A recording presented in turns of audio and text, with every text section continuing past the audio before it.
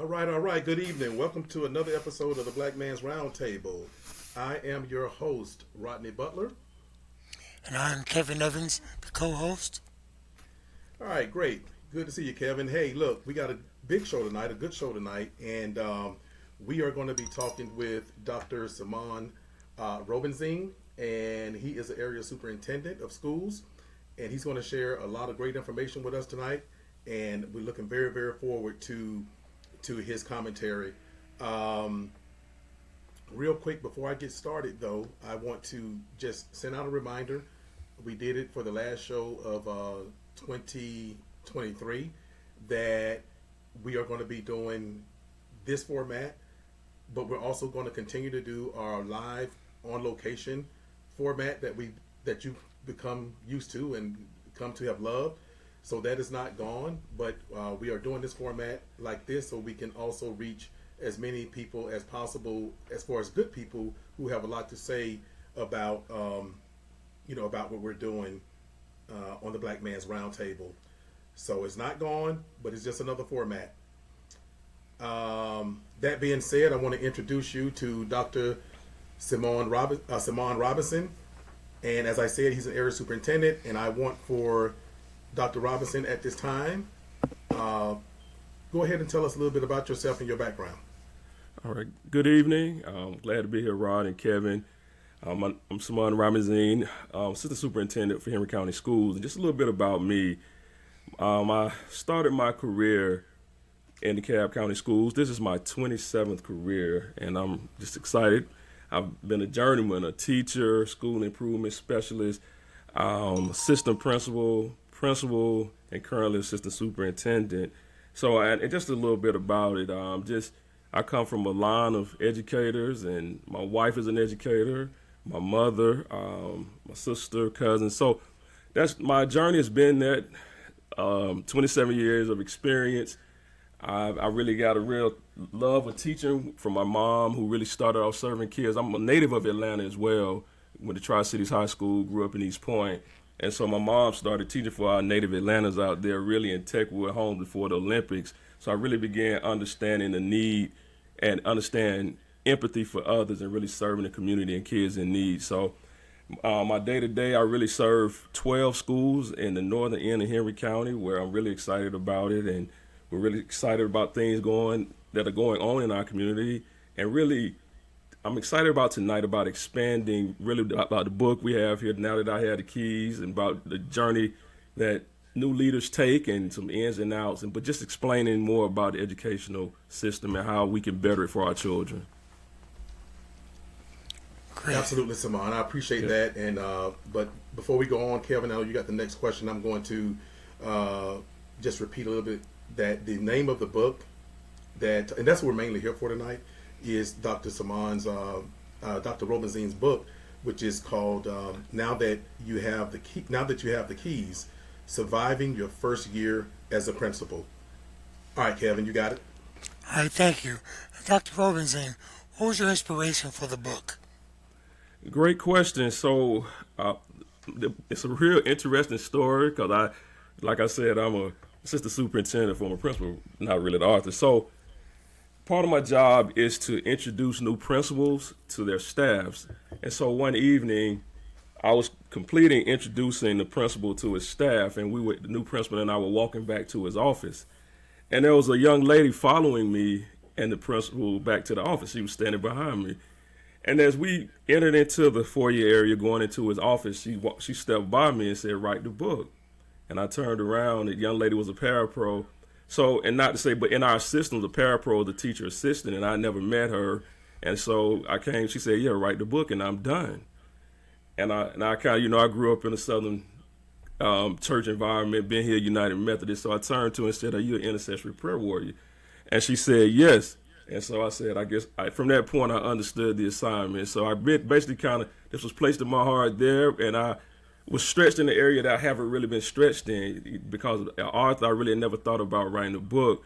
And just to say, so I began the journey basically about 3 years ago, and my mother passed in August, and so I just really was more inspired, as I spoke earlier, about her being a teacher. So I just really wanted to finalize this project and get it completed. And really along the way, one of my good friends, one of the smartest guys I know, Dr. John Belliard, really helped me along this path to really publish and get me connected with an editor as well to get it completed. And Dr. John, he's one of our teachers in Henry County, Austin Road Elementary. I mean, a super sharp brother. And I just say that to say, a lot of times we get stretched in other areas, but we have multi-talents. We just have to put our best foot forward and get it completed. But that's really how the whole book idea got started. Great, great. Outstanding. Before I move to this next question, Cemond, I want to say that, first of all, condolences to your mother. Thank you. And know how that can be, but also the connection between school administration and the Board of Education, yes, and the parent and the local school administration is exactly where you come in at. And I just want people to understand that a lot of times in our community, some of the biggest problems that we have with our children's school is actually the communication gap between administration and between parents. And this is what Cemond job basically helps with that miscommunication or with that issue with communication. Cemond, talk to us about the book, just an overview of the book. Sure. So the book is really about lessons I've learned, supervising principles, really how to enter into the job and really how to be successful. Because what I find I really want to stress is like the entry plan when you come in. It's one of those things because a lot of our new principals have served as assistant principals, and that job is totally different. So I really titled it Now That You Have the Keys, because the job begins once you receive the keys. And that means once you've been named and your supervisor turn the keys over. And even at the front of the book, it really captures a lot. They're big doors or they're big light, because it's a really rewarding job, but it's a really job that you have to be intentional about. So the book is a guide, it's a journal to help new leaders be successful. I try to write a real practical book because I'm a real practical guy. I like things to be theoretical, but I also like the practical aspect as well. So it's some real fundamental content in it, if you will. So it's not a lot of theoretical things that are really, really hard to grasp. They're just grassroots ideas that I've seen that will really help leaders be successful, because that entry point means a whole lot. Okay. So let me ask you a question there, Doc. Yes. Does your concept hold people to the ground for all conceptions, or do they have leeway to be free as being a new principal? Great question. I think it's some concepts, but I love the piece. It gives one chapter. It's totally letting them be free, because I will probably get to. I have one chapter in there that people probably say, "What is that?" It says, "Don't stop till you get knocked out." So it allows them to be free, and that's why I wrote it that way, because I want people. I heard, as we talked about, I love the authenticity in a leader, because a leader shouldn't be cookie cutter, so that it actually allows them that freedom. It gives you a guide about how to get in and be free and free yourself to lead and be successful. Okay.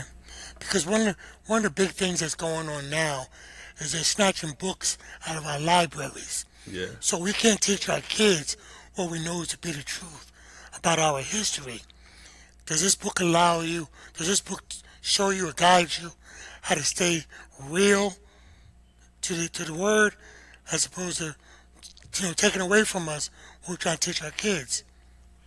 Yeah, well, the book really tells you about how to get in touch with your leadership style and how the inner self to really be able to lead and be authentic about that. Because there's certain policies that may kind of cuff people, but it really wants to bring out that inner leader in you. So you're definitely being able to kind of spread your wings and lead your community, yes. Gotcha. Yeah. Gotcha. Okay, I got the next question, I think. Okay. As a former principal yourself, what personal experiences or struggles motivated you to share your insights in this book? Well, I really like that question, because I think that as we spoke about being authentic, I'm just be transparent because I think your story needs to be told that way. When I went to be a principal, I had to interview 6 times, right? And so I didn't want people to be defeated, especially African American males. I want people to know sometimes our story and the way we deliver our stories received differently, but we have to be really comfortable in that space and continue to keep knocking at the door. Like I said earlier, I'm from East Point, and so there was a conversation once held with me from one of the parents, and she asked, she said, "Are you the hip hop principal?" And so I had to digest that for a minute. And in my mind, I said, "Yeah." So to go back to yeah, because I'm bringing what I know in my community to the table, and I think my authenticity helped me relate to the students I served. In my first year as a principal, we moved from like a D school to a B school. So I mean, I think you serve in a way that you're authentic, and people connect to that. And I think that's very important because the kids are looking at you, and if you come in as a stuffed shirt, they're not going to respect you. No, you're not. No, they're not. And then I think you can't lead from that space if you trying to walk in somebody else's shoes or somebody else's path. And then coupling off of that, Doc, how do we curtail the guns being in school, knives being in school? I mean, you may have surveillance all the way around, but it's still getting in there. Yeah, I think with that, oh gosh, I know that's a national problem. It's really just making sure, I think, that we taught our kids about, because a lot of times when we hear things, things are said before it happens, and so being able to alert proactively. If kids know you know of things, let and I know we have different rules and different codes we live by, but let somebody know, and then we continue to get involved and just really pushing for those safety measures to be put in place. But I think the first, because it's always alerting people to what's going on before it happens. That's one, because somebody knows a lot of times, and being able to let our kids know and building those relationships where they trust administrators and other people to come to them before things happen. Gotcha. Thank you, sir. Yeah. Oh, you're welcome.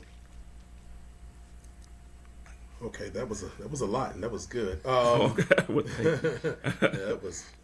So, one of the things I heard you say in the last question is, talking about authentication, and we started out the program or the pre-program, talking about authentication.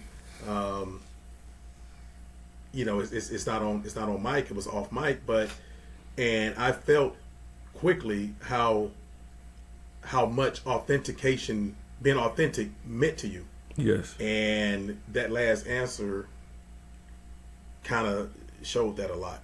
Oh, so, and which segues a little bit into the next part of what we're going to talk about, but also just meeting, I heard you say meeting people where they are, meeting the children where they are. Yes. And that was obviously important. I would tell people all the time when I was teaching myself that, kids don't care what you know until they know that you care. Or kids Correct. don't care Right. how much you know until they know how much you care.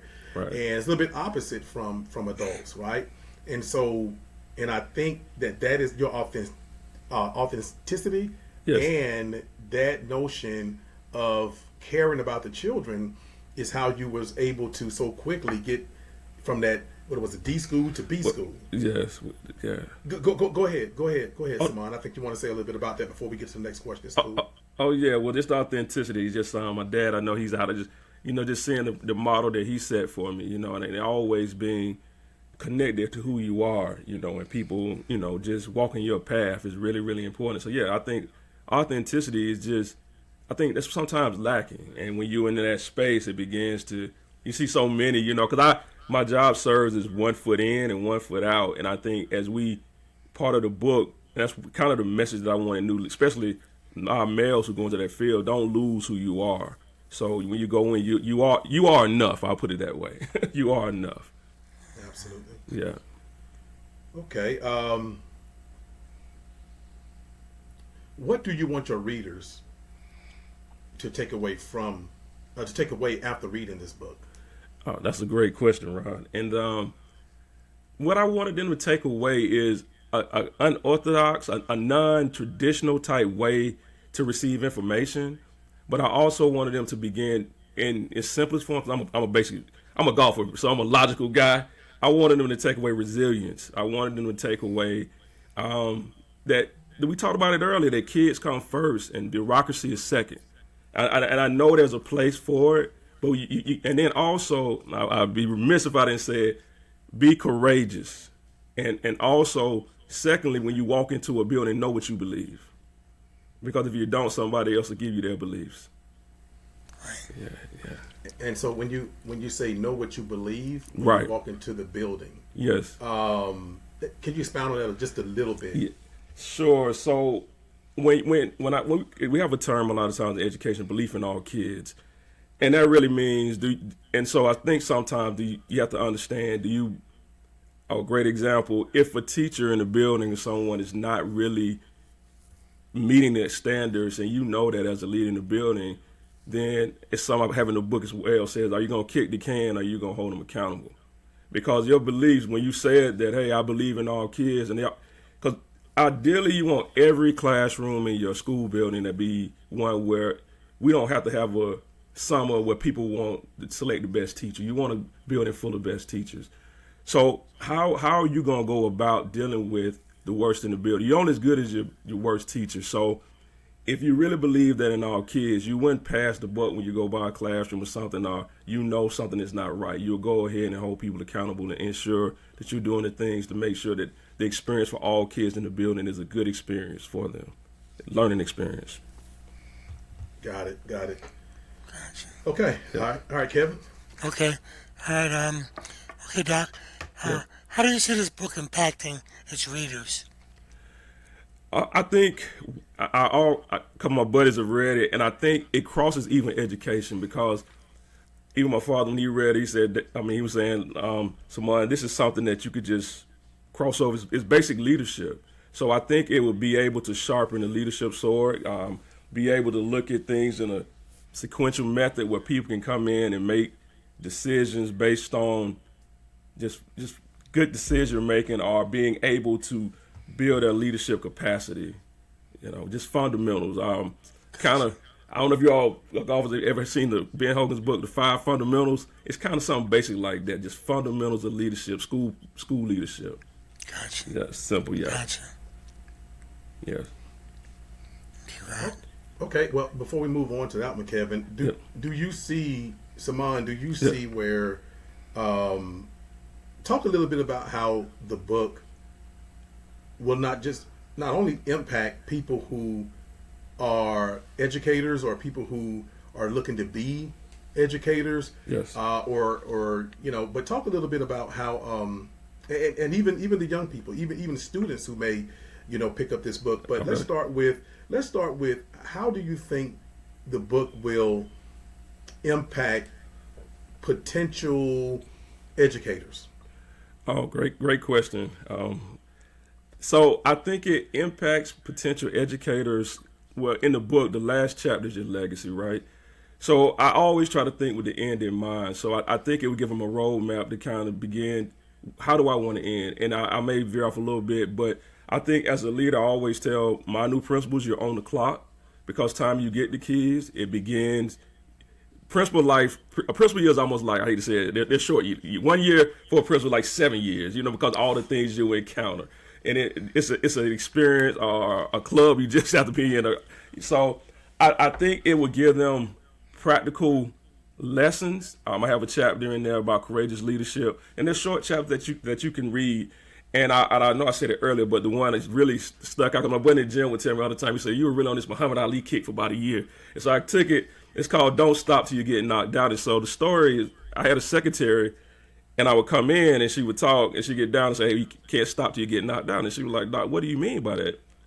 I said, well, when things get hard, you got to keep pushing, and Mike Tyson saying, I know, you don't know what it feels like. You don't know if you've been in a fight till you get punched. Punched in the mouth. Punched in the mouth, that's right. So you don't know what you made of. So it's kind of that type of deal, and that's the kind of mindset we have to have right now for our kids. I mean, there may be barriers, whatever, but we can't stop until you have no more to give. And I think that's the energy you have to take when you're going into a building day by day, especially because there are challenges. And so, but I think that resilience and really a sense of urgency if you're going into education, I think that's their takeaway. Okay, Cemond, and one more. I just wanted to get specific on that particular question. Okay. And one more is No problem. the impact the book should have or may have on current educators who are, I know it's going to be similar, but I know Yes. it's going to be a little more nuanced. Okay. About the impact that the book may have on people who are already in the profession, Okay. who are in the classroom, or who are already in administration, but maybe at a lower level administration. What impact do you think the book should have on them as well? That's a great question, Rod. I mean, I think the simplest form, they'll be ready. So they'll be ready to take that next step. And I say that because I have a buddy, my buddy Greg. He's in the gym with me a lot.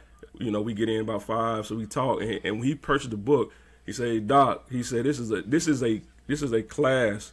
He said, "I think I'm ready. I'm memorizing." He said, "I get it now. I can go in." And I'm, some of the terms, he was like, "I have my improvement plan. I understand this." And I think even some things that to think about, at the simplest form is they'll be ready and equipped with skills to not go in from what I think, but it's what I know. Because in the beginning, I talk about a no judgment zone, because a lot of times I think it's just instinctive. A lot of times when somebody comes in after a leader, the first thing they do is to judge and say what the old leader didn't do. But one thing is, when you become a new principal, you own everything. If you came in the building, it's yours now, and you don't have time to waste worrying about what somebody else didn't do, because that's a cop out. I mean, because when you signed up for it, you have to do what you say you're going to do in the interview. But in its simplest form, I think the book will prepare them to be ready for those first days or those first months, that first year, which is mission critical to their success as a new leader. Yeah, but I think you have those things to really carry you over the bridge to make you successful. Okay, great. Yes. All right, Kevin, before I move on to the actual next question, is there anything else with that question you want to close out? Anything? Kevin, are you good? I'm good. Okay, great. Our next actual question, Cemond, is Yes.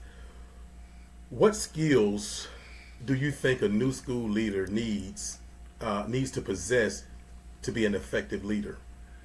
That's a great question, and over my time, that list has grown. I think the first thing, you need good communication skills, right? You need to be able to communicate clearly what you want from your staff and the community as well. But as I've grown over time, and the times have changed, our leaders need to be empathetic, right? So I think we've kind of lost that sometimes, and as we get into and I know everybody knows about test scores and all of those things, but sometimes we forget about the struggle that people go through, and that you're leading people, and people have families, and we really sometimes don't know what's behind somebody's eye. Everybody has a story, right? So I've been in it long enough to know when the teacher's having a bad day. We have teachers who may go through domestic issues and still come to work, and we have educators who don't even have enough food on the table. So we have to be empathetic as well. You have to have a sense of urgency. You have to have a sense of clarity too, and I guess the list goes, and be able to prioritize, because you juggle so many things. What's important? What do I need to get to tomorrow? And being able to delegate. You got to be able to delegate. We can't do it all. You can't be afraid to put some of the work out. And this, to me, and Kevin, Rod, you all tell me right or wrong, you got to be able to hire well. Man, you got to be able to hire good people. And I just want to emphasize, we can't be afraid to hire good people. My old principal would tell me, A's hire A's. And if you're a C and see an A, hire them, please. Don't be afraid of people because they have good potential. You got to be able to hire well. I can remember, Doc, way back in my day, Yeah. I worked at a group home. Okay. And the management was trying to hire all these A people. Okay. USC, UCLA, all that stuff. Well, the first time one of the young black kids from Baltimore spit in her face and called her a stupid blah, blah, blah. Yeah. All that thing went out the window. Okay. So you got to hire good people. Yeah. Keep them relevant. Yes. And Kevin, you are on point with that. I was actually, I think, my second or third year teaching. I can't remember, but I was put on, the hiring committee, the hiring team, the hiring committee. Yes. Because in education, there's a team of folks. Right. And so, and I didn't like it at all because I'm hard.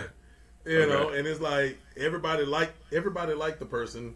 Yes. Except for me, Okay. Not that I don't like the person personally, but it's like, but by that time I had gotten to a point because, teaching was my second career, and, the military was my first career. Yes. So, I realized that by the time I got into teaching, that sometimes we always trying to look for the IQ, like Kevin was talking about, the smart person, Right. And by this time, I had learned enough to realize that,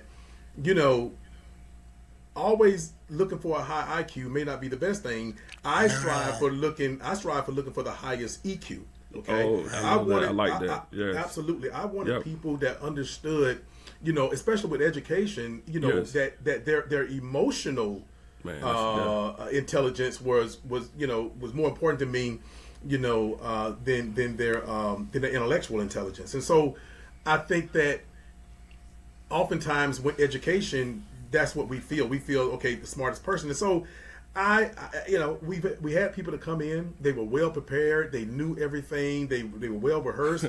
But I'm sitting there, hey, Cemond, I'm sitting there looking at them like, but I don't see the emotion. Right. You know what I'm saying, Kevin? I don't see the emotion. Like I said earlier, right? Kids don't care what you know until they know you care. You can have degrees lined up across the wall.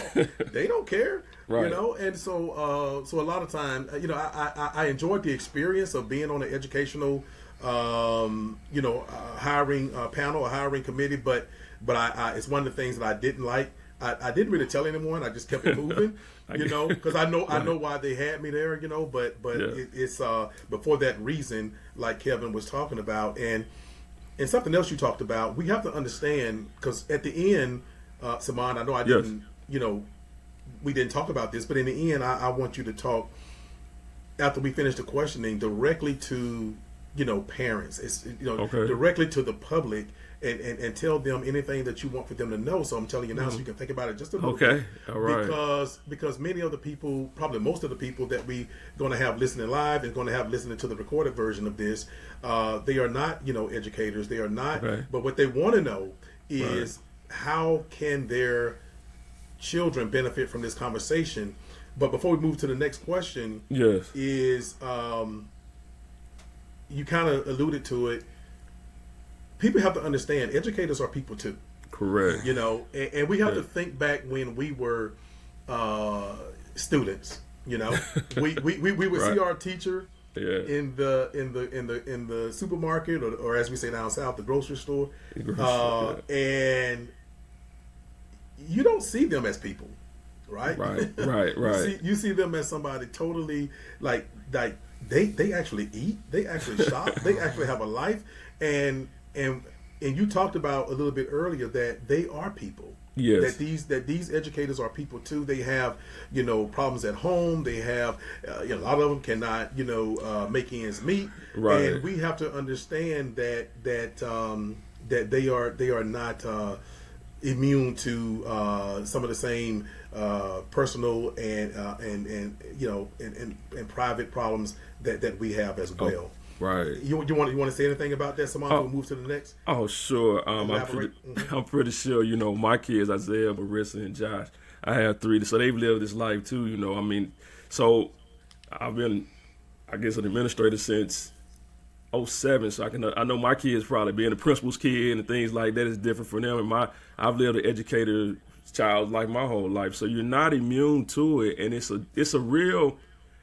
It's not a PK, a preacher kid life, but it's a real structured life. Mom, you up every day, probably 5, 6, go to bed, or, and you got to make sure, my mom was a teacher, that you're not doing certain things. And so it really is, a teacher has a different, it's a different being, it's a different cut, it's a different, because our elementary teachers are there at 5 in the morning, so not 5 in the morning, they're getting up at 5 in the morning, the school starts at 7:35, so it is a different life. And I think that's a very good point, Rod. I don't think people ever really dive into that other aspect of it. And so it's a real, I mean, teachers are really a lot of them are routine, and so being able to really acknowledge that a lot of times, like you said, just the small things as a former leader really made people. I mean, what they call it like a jeans day. You know, teachers really get happy about those type things. Somebody covering classes, just to give them that space and time, because a lot of times our teachers just don't get a breath, a time to really step back, because it's always. And I don't bring this up because I think we've said about relevancy. We have a real teacher shortage, and so a lot of our good teachers are being overworked because they have to cover classes, and because some others are not coming in. And I want to say this too. I know, but because we have a gap, because the new generation, which I respect totally, they have a different mindset. Some of the things that our generation would accept, they're not going to accept, and so it's a merge, and we have a changing of the guard, and so I don't know what the solution is. I think one is always more pay, definitely. But just being able to fill those gaps, because as we age out, we got to really make sure we have somebody to take care of the future. But it's really, because it's a really different landscape that none of us are seeing right now in the education field. But to go back in here, it's a really different life. But you know, like I said, my wife's a teacher, my mom was teachers, there were some great mothers and great nurturers, but you do know that, like you said, you got a different standard. You don't want to get in trouble when your mom, they go and tell on you or something like that. So, but yeah. You know, it comes down to also, sir, Yeah. what's allowed, what you allowed to do. Correct. Because now kids seem to have the upper hand. Yes. I know back in my day again, I'm talking maybe 30 years ago, Yeah. we did some research and some studies, and social scientists had said that this generation has no conscience. Wow. They don't hear anything. They're gonna do what they're gonna do. They're gonna come to school with their pants down to their ankles, their dresses up high, disrespecting people. And then when you discipline them, it appears that the school system disciplines the teacher. So teachers saying, why am I coming in there? Right. I'm not gonna come in there and have little Johnny Joe cuss me out every day, threaten me with a stick, and I can't do nothing about it. And you put the slightest bit of hands on them, then you get arrested. Yeah. So we got to figure that part out. That's a great point. I don't necessarily think we need to go back to paddling them. You know what I'm saying? Right. But some got to give, because if we don't paddle them in school, the system gonna paddle them. You know what I'm saying? Yeah. Great point. That's a real thing, because it is the balance of it. Because really, you have to support the teachers when things. It is definitely. That's why I come back to that piece about being that courageous leader and being able, being consistent in your leadership. That's a great point, because, and I think too, we haven't touched even on that piece about the rise of social media that we didn't have as we came up, and that's a whole. I was reading something the other day, and I know it put it in real perspective that when we were coming up, we went to bed. I mean, with this new generation, it goes on. Even if it was a bully, you could escape the bully. But if those type things going on now, it's continuous. So it's just the social media brings in a whole different aspect to the learning environment. Yeah, and great points, Kev and Cemond. I remember when I first started teaching, I wasn't aware, because my wife handles so much, with our kids, or I just don't know. But anyway, I was like, why are we starting school on Wednesday or whatever? When I grew up, it started on Monday, right?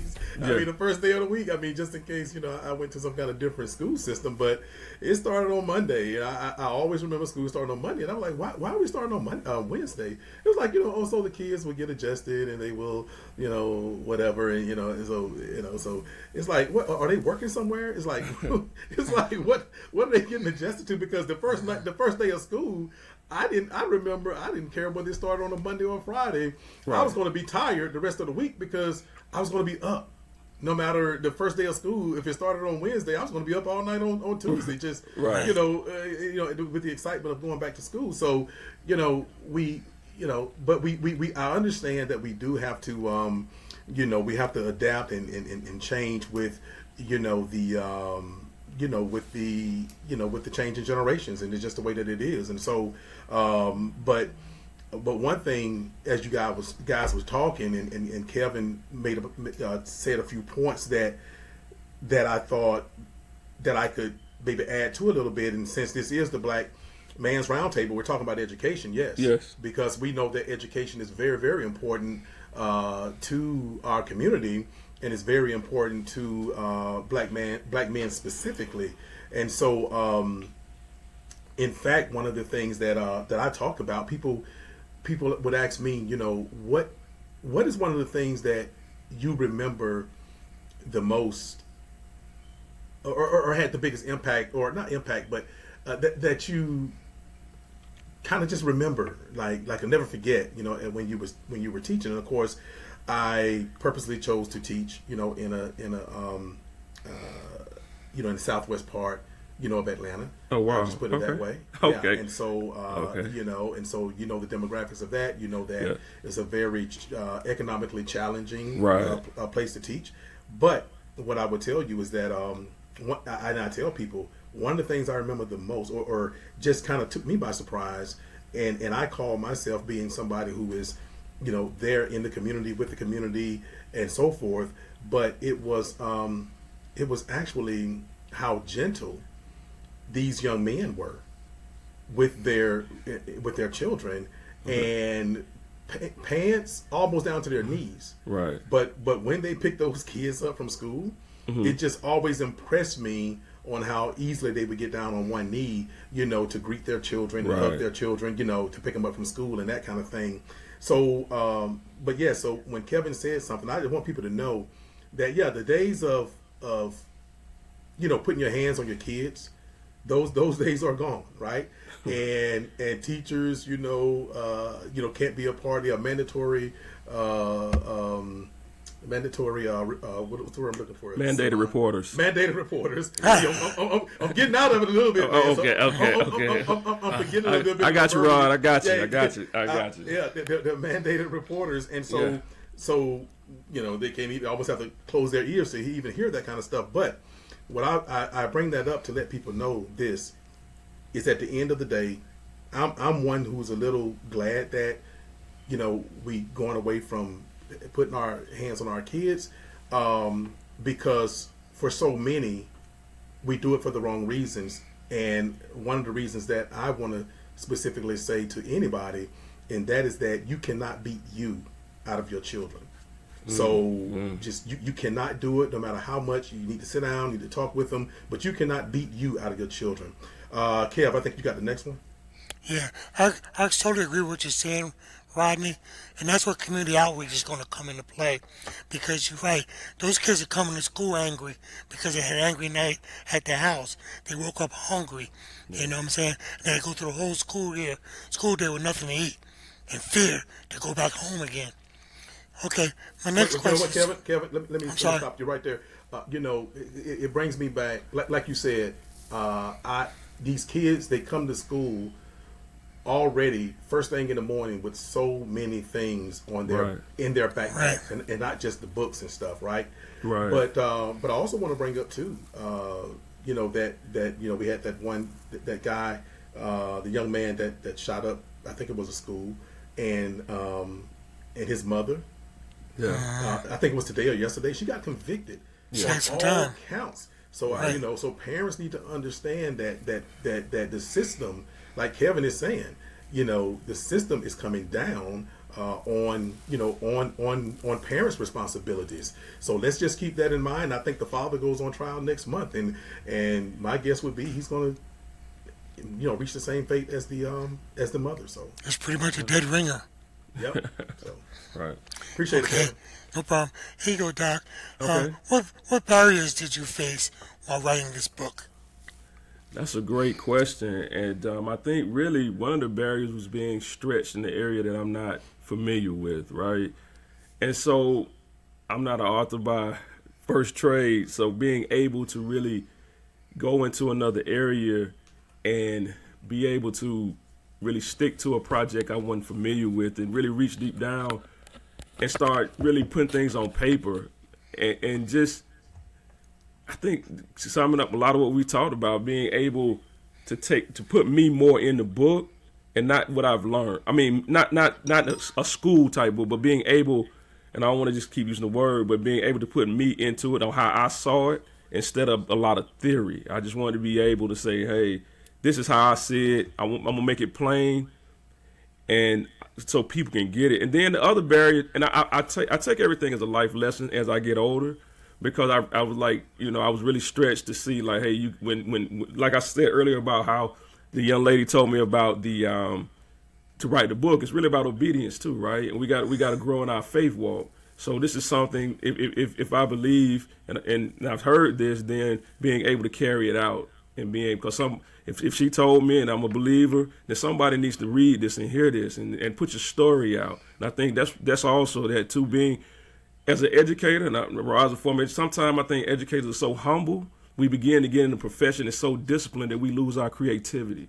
And this book allowed me to get my voice, and then being able with you guys, Kevin and Rod, put my voice out there a little bit more, and so the barrier was really coming out of my comfort zone as well, and being able to speak what I know in a different language and how we see it every day, if that makes sense.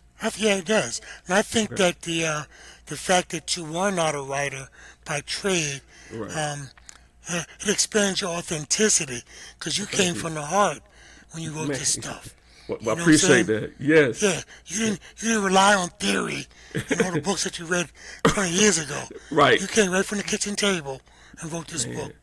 And that's where it came from, and that sums it up, because I said I want to tell it how I see it, and I don't, and I think some of my buddies who read it were like, it's practical, like, man, that's pretty good, Cemond, and I was like, yeah, but Kevin, you summed it up, and that's where it came from the heart. I want to get into all the theoretical. Sometimes we have enough of that, but you captured it exactly. I think it's Joe Madison, if you guys listen to XM Radio. He always says, put it to where the goats can get it. Yeah. You gotta put it to where the goats can get it. And that's what you were doing. That's what I feel you were doing. Oh, yeah. That's exactly what it was. Yeah. Yeah. So, but the barrier, that's really what it was, stepping out of a different lane. I'm like, Arthur, okay, let's do this. And then you sit down. But then, like I was talking about John, my friend, but I got to share this story. So it's about really, as you begin to realize life is all about helping others. When you help people, it comes back, right? So I'm talking to my buddy John. He came down and taught me about something else. And I don't know how the conversation landed on the book. He said, hey, Doc, I know I'm going to put you in touch with a lady. And so one thing led to the next thing. He said, Doc, you had some of this stuff written? I was like, yeah, but I didn't know how to go. So even still, we have to be vulnerable, because sometimes our blessing comes through our vulnerability. We're afraid to ask. We think we're in certain titles and stuff, but no, you got to you don't know who may be able to help you. And I'm glad, John been a blessing throughout. And I'm glad he was able. He said, oh, no problem, Doc, I got you. I'm put you right. And one thing led to another. We were able, because I had this on like the table for about 2-3 years, and I wasn't able to finish it. I met John. We finished it in about 3 months. Good. Right. All right. Before I move on from barriers, Okay. because Cemond, you're doing an absolutely outstanding job. We're on a 41 minutes in, so don't feel rushed at all. Oh, well, thank you. Okay. Yeah, you're doing great, man. Okay. So, what is? I always, when I have authors on, I always ask this question. Well, Yes. not always. I try. If I remember, I ask this question, is because writing books is not easy, right? No. But I always ask, because there's always aspiring, book writers out there that are listening. So the question was about what barriers did you face? Writer's block is a common barrier Yes. when writing books. Yeah. Did you, for those people who are out there listening, or they got those memoirs, spread it all over somewhere in their house, and it's like, man, I really need to get back out there into it, but I'm just having this block.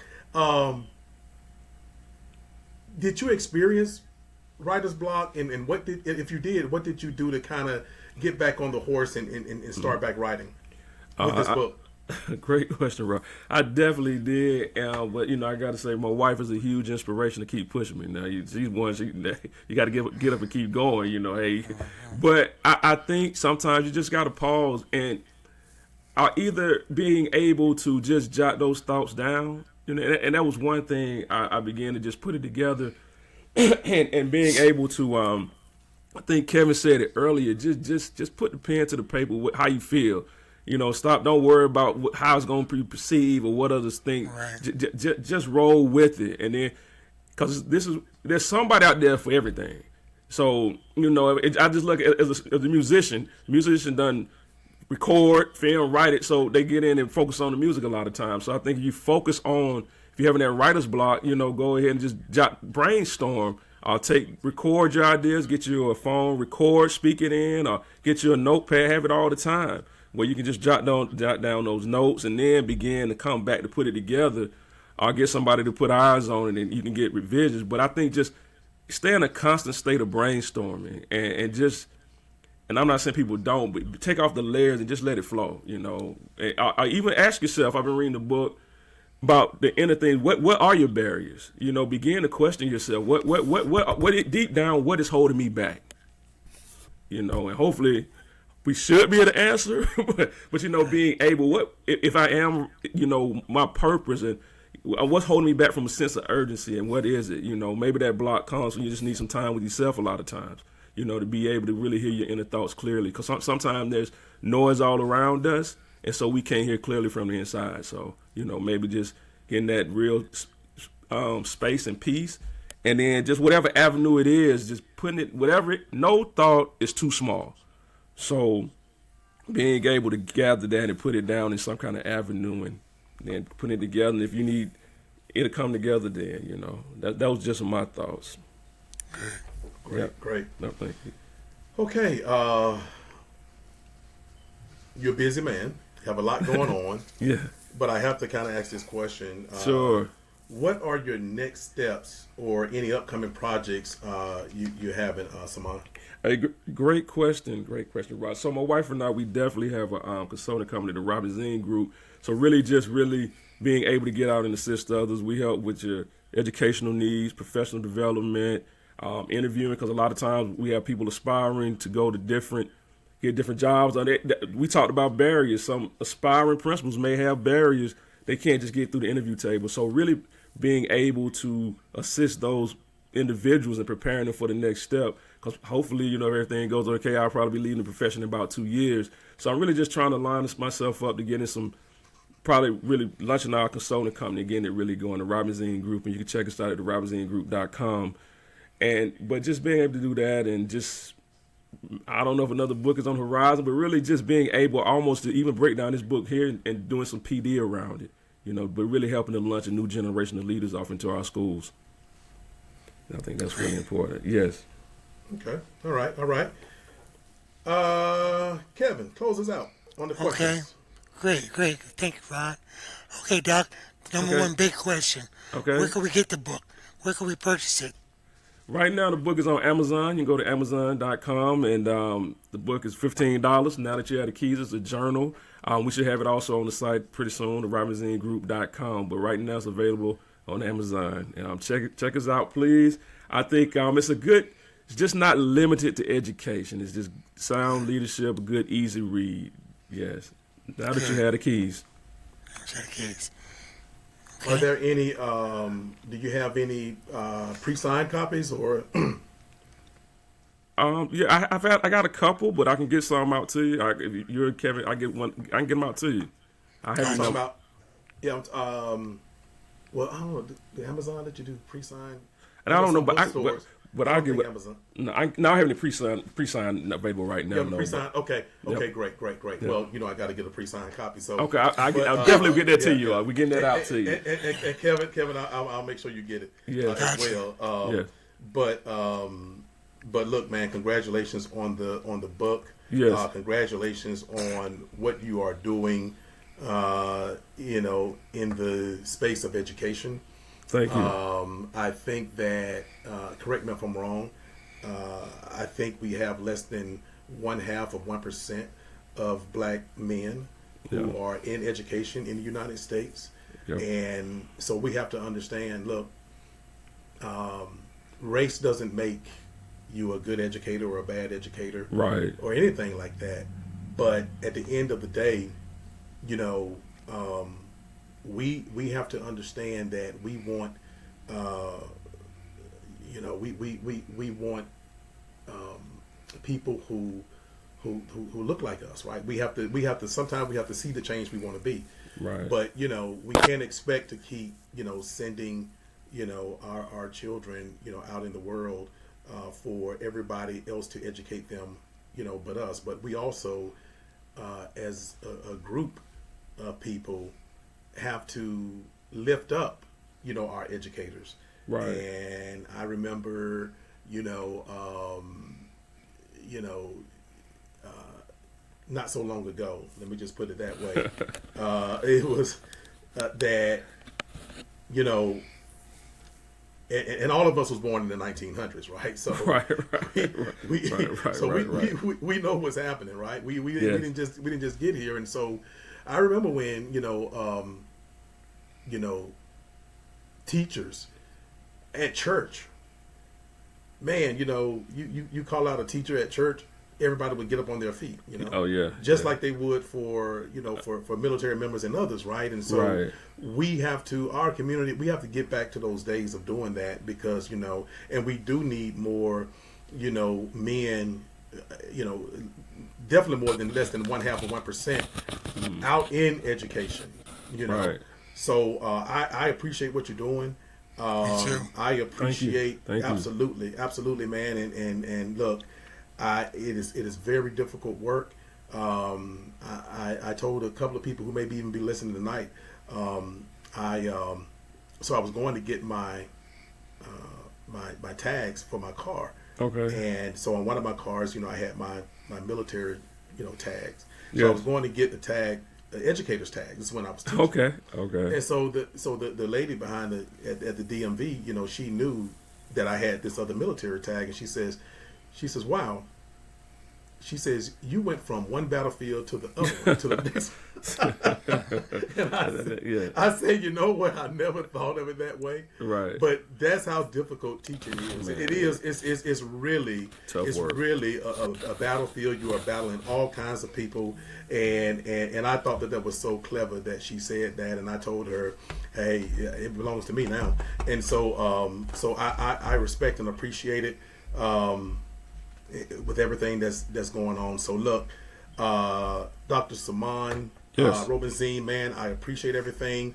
We will one of the roundtable discussions that I'm focusing on for 2024. It's an election year, so yeah, there'll be a lot of politics, a lot of political shows and stuff like that to make sure that we get out what we need to get out. But education is one of them as well. I'm really focusing on education. Our mutual friend, Dr. John, I won't call his last name because you know how shy he can be sometimes. Right, with it. right. You know, he knows what the deal is, and he knows that we will be concentrating on education this year as well. So hey, I would tell people out there, get used to seeing Cemond Robinzine. All right. He got a unique name. So I don't do. forget him. Absolutely. So that being said, is there Cemond? I want you to real quick. Yes, sir. Let the people know, you know, how this episode is more than just about a book and about, you know, promoting a book, because that's not what it's about. But let them know, you know, because it's mostly parents, it's mostly people like that who are out, who's going to be watching, especially the recorded episode. Let them get out your word, man, that what you really want to get out to them, other than the book as well. Man, thank you, Rod and Kevin, for this opportunity. And you know I've been thinking about this since you asked me, because you know education is near and dear to my heart. Like I said at the beginning, my mother and all my family members, a lot of them, I came from a family of teachers in public ed. I'm a public education graduate, Tri-Cities High School. Anybody knows that. So what? First of all, just believe in the system, right? And just get involved too. You know, education to me, a lot of time, if you want a lottery ticket, I think about it all the time as I get older. Really, we get back what we put in, right? So take away, if parents are listening, it's a partnership, and most your educators who come to work with the right intent to help your kids. So believe in the system, get involved, and I say this wholeheartedly in its simplest forms. I try to tell people things like, let's make it plain. Put books in front of your kids. Put books in front of your kids. Get them started early reading. Get lunch them. I know everybody's experience with school may not be the best, but we can always make it better. Whatever happened to you, it doesn't have to be to your kids. Get them and they don't have to read novels and things at the beginning. Get them reading. My mom would always tell me, I'm an avid sports fanatic, Kevin. My mom said, you learn how to reading the sports page. She would get the sports paper, exactly. and I would read it. We need to get our kids reading. That's the greatest gateway. Your kid can go wherever they want to go. But I say that to say, get involved. We need you to get out. Even vote for your school. Educate yourself. I say this: get your kids reading and educate yourself on who your school board members are. Because I say this as a assistant superintendent. I say this as a former principal. The change doesn't happen at the schoolhouse. The principal is carrying out their duties. The change happens in the community. The board represents you. So that's where really get involved, begin to understand that, partner with your school system, and we'll make things better. But I really want to get that piece out, because I think that's the misnomer people don't understand, because when the complaints come, they go to the schoolhouse. And most of those complaints, a lot of times, need to be brought up. And then sometimes the change you want or the solution you seek begins with a conversation. Yeah. Absolutely. Kevin, anything you want to say before we close out? No, I think Doc was eloquent with his oratory. Oh, thank you. Absolutely, man. And again, since it is a political season, like you said, people get out there and vote for your school board. Yes, you can't vote for the superintendent, or you can't vote for the area superintendent as Dr. Robinzine is, but you can vote for your school board, and they all work for them. So your voice, that's your voice. So get out there and vote for that. Dr. Robinzine, before we get out of here, I guess I need to read a couple of these comments that we got. Let's see here. You cannot antagonize and influence at the same time. That was from that's John Knox. Speaking your truth matter, especially us. Yes, and yes, books. You don't have to burn books to destroy a culture. Just get people to stop reading them. Right. So we got some pretty good comments tonight. With that, man, I want to thank you for being on. Don't be a stranger. You are now. Right. I know you have been. You have been an alumni quite a few times in your life. Right. But now you are an alumni of the Black Man's Roundtable, which means that we will be reaching back out to you as well as we expect for you to reach out to us. As well when you need things. So. With that, on behalf of my co-host, Kevin Evans, appreciate you, brother. It's been a pleasure. Absolutely. Want to let everybody know we appreciate you more than anybody else tonight. We're not live and on location. So all of our audience is 100% online watching us live stream. And so, look, we appreciate you. We know that you're out there. You mean the world to us. Yeah. And until next time, we will be out in them suites and them streets. So until then, we appreciate you. God bless. Thank you. God bless. God bless.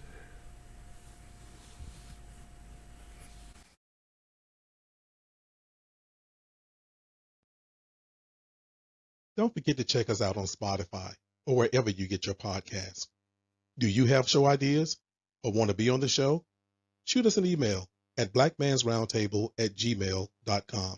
And please follow us on Facebook.